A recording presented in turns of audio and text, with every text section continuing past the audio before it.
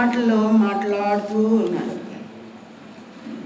ఇన్ని మాటల్లో 7 మాటలు మాత్రమే బైబిల్ పండితులైనటువంటి వారు దాన్ని పరిగణకి తీసుకున్నారు. అందులో మొట్టమొదటిది లూకాసు వార్త 23వ అధ్యాయం 34వ వచనం. లూకాసు వార్త 23వ అధ్యాయం 34వ వచనం. తండ్రి, వీరేమి చేయుచున్నారో వీరెరుగరు గనుక వీరిని క్షమించుము.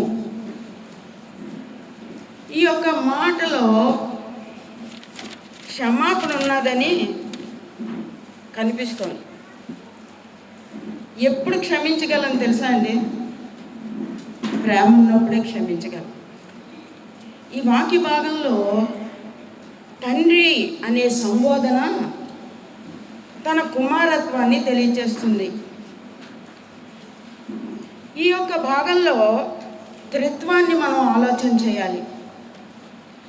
త్రిత్వం అంటే తండ్రి, కుమార, పరిశుద్ధాత్మ దేవుడు ఏకమై ఉన్న దేవుడు.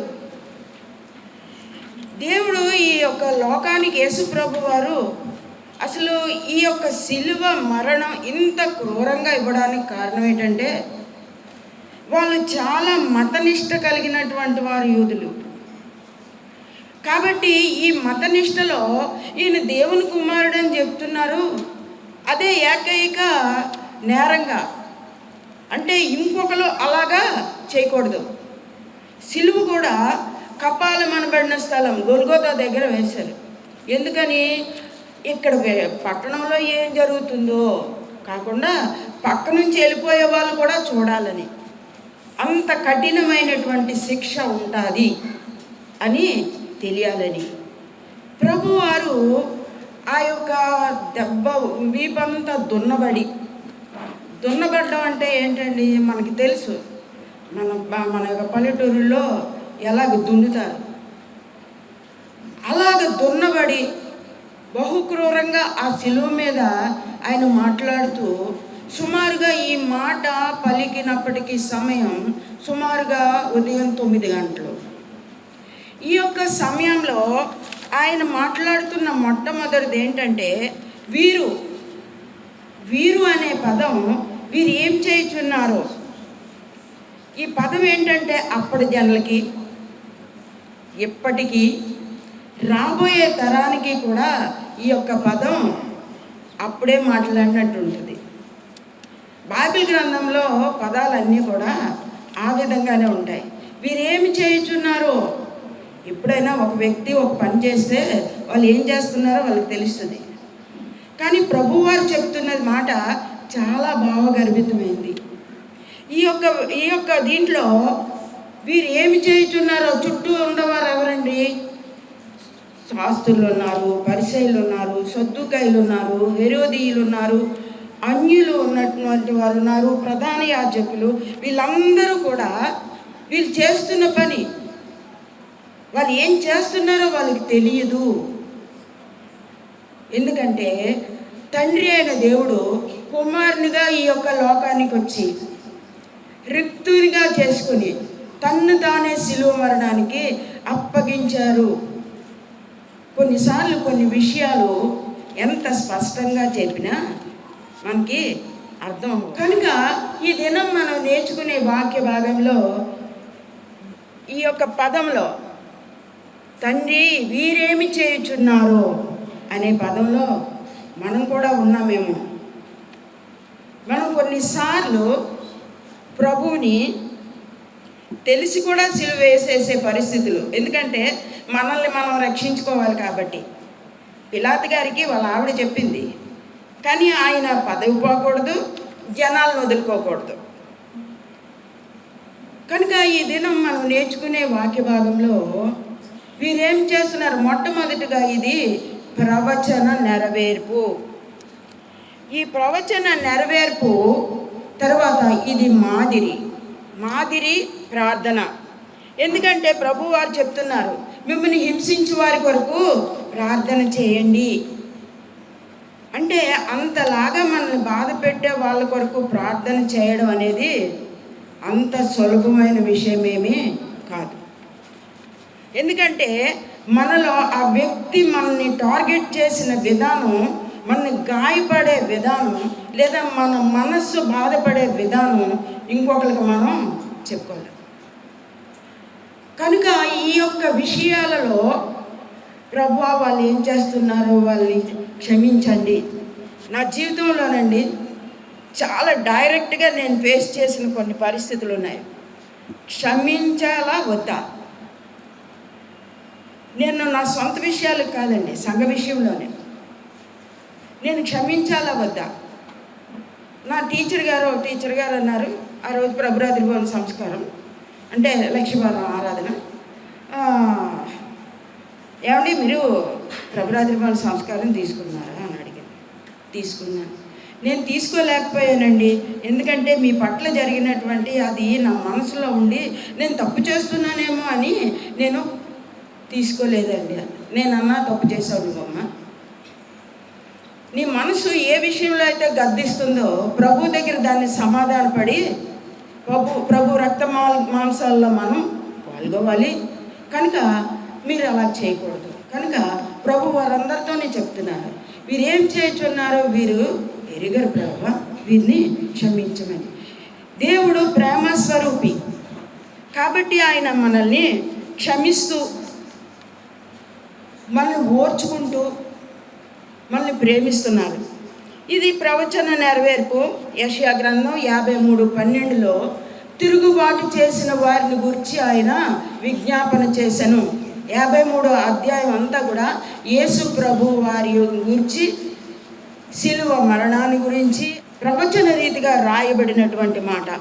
ఈ యొక్క మాట వలన మార్పు ఎలా వచ్చింది? ఈ మాట వలన దొంగ మార్పు చెందినటువంటి పరిస్థితి మనం తర్వాత వచన భాగాల్లో మనం చూస్తాం. దొంగ మార్పు చెందడం, తర్వాత శతాధిపతి గారు మార్పు చెందడం. నేను ఈ శతాధిపతి గారు మార్పు చెందే విషయం అండి ఒక షార్ట్ ఫిల్మ్లో చూశాను. అంటే ఇవన్నీ కూడా బైబిల్లో ఉండవు, కానీ ఈ చరిత్ర ఆధారిత పుస్తకాల్లో ఆ పుస్తకాలను ఆధారం చేసుకుని తీసినటువంటి చిన్న చిన్న వీడియో క్లిప్పింగ్స్ ఉంటాయండి. తర్వాత కొంచెం ఇంగ్లీష్ తెలిసినటువంటి వారు, లేకపోతే బొమ్మలు చూసి అర్థం చేసుకోగలిగినటువంటి వారు ఇలాంటి క్లిప్పింగ్స్ చూస్తే బాగుంటుంది. ఎందుకంటే మన యొక్క జీవితాలలో ఆ యొక్క శతాధిపతి ఎలా పరివర్తన చెందాడు వాక్య భాగంలో మనం చూసేటట్టయితే, ఏ వ్యక్తినైతే అలా చేశారో ఆ వ్యక్తి ద్వారా దేవుడు బహు గొప్ప కార్యాలు చేసినట్లు మనం చూస్తామండి. కనుక ఈ శతాధిపతి ఆ విధంగా చేయడం చూస్తాం. తర్వాత జనసమూహం అంతా రొమ్ము కొట్టుకొని ఏడుస్తున్నారు. ఏమని ఏడుస్తున్నారు? జనసమూహాలు ఎటువంటి వారు తెలుసా అండి? అక్కడ ఆ సభలో అన్నారు, సిలువ వేయమని అరిశారు. ఇప్పుడు ఏం చేస్తున్నారంటే రొమ్ము కొట్టుకొని ఏడుస్తున్నారు. ఎందుకు తెలుసా? ఇంతమంది జనము యెరూషలేముకి వచ్చారు, పస్కా పండగకు వచ్చారు. అంటే వీళ్ళంతా మనలాగే పండగ క్రైస్తవులే.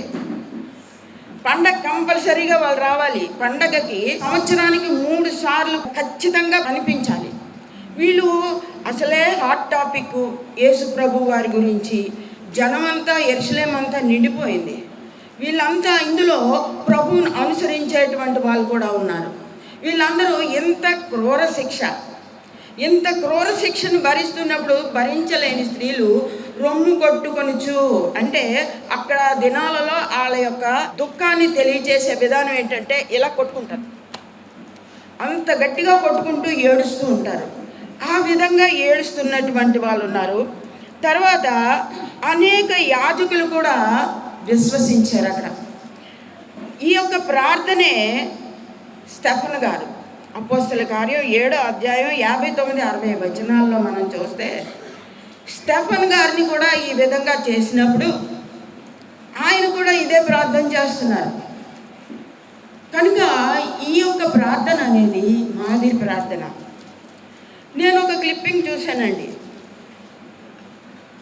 క్రీస్తులు పివి నరసింహారావు గారు, ఎందుకంటే ఆయన మన ప్రధానమంత్రిగా పనిచేశారు. ఆయన్ని ఒక జర్నలిస్ట్ అడిగారు, క్రైస్తవుల గురించినటువంటి మీ యొక్క అభిప్రాయం ఏంటండి? వీళ్ళు మత మార్పిడి చేసి మనుషులందరినీ మార్చేస్తున్నారు.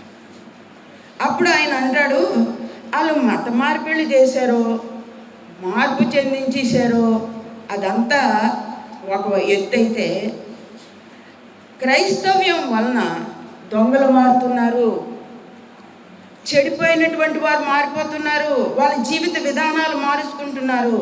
క్రైస్తవ్యంలో నాకు ఇష్టమైనది అదే. మన జీవితాలు, మనం ఎవరు అండి?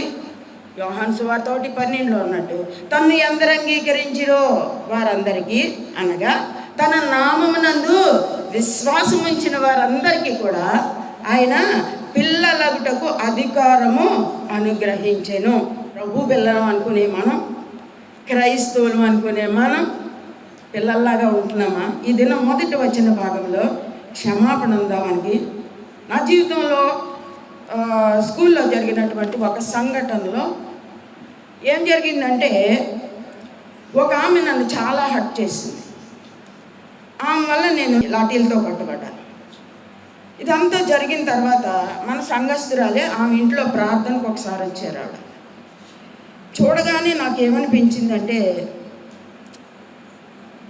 మనం ఎంత క్షమాపణ నేర్చుకోవాలన్నా మనకేమైపోతుందండి, వ్యక్తుల్ని చూస్తే బ్యాక్ వెళ్ళిపోతుంది. చూసి అనుకున్నా, ప్రభా, ఆమె ప్రార్థన చేస్తుంది. అప్పుడు ఈమె ప్రార్థన చేస్తుంది. ఒకప్పుడు పరిస్థితులు కావచ్చు, తను వెళ్తున్నటువంటి ప్రేరేపించిన వారు కావచ్చు, నా మీద అలాగ అందేమో. ఒకప్పుడు మనం సహవాసానికి వచ్చిన మనిషే అని నేను లోపలికి వెళ్ళి ఏమో బాగున్నారా అయిపోయింది అక్కడితో. కాకపోతే ఆమె ఎప్పుడు కనపడినా పలకరిస్తూ ఉంటా. అంటే మన క్షమాపణలు ఎలా ఉంటాయంటే, నేనే మీ ముందు ఒప్పుకుంటాను. జనాల ముందు మనం అంతా అలా ఉండొచ్చు, కానీ ఇన్నర్ కాన్సెప్ట్లో మనకి క్షమాపణ చాలా కష్టం, చాలా కష్టం. నేను అనుకుంటాను, నా జీవితకాలం అంతట్లో నేను పూర్తిగా క్షమించగలిగే దినాలు. ఎందుకంటే నాకేమైందంటే, లాఠీ చార్జీ కొట్టడమే కాకుండా ఈ యొక్క దీంతో పట్టుకొని ఏలాడిపోయారు. ఇలాగా లాగేస్తుంది అనమాట. అప్పుడు లాఠీ చార్జీ జరిగినప్పుడు నేను అనుకుంటున్నాను, ప్రభా, కనపడితే మాట్లాడతానండి, ప్రైజ్లాడమ్మా బాగున్నారా అంతవరకు బాగానే ఉంటుంది.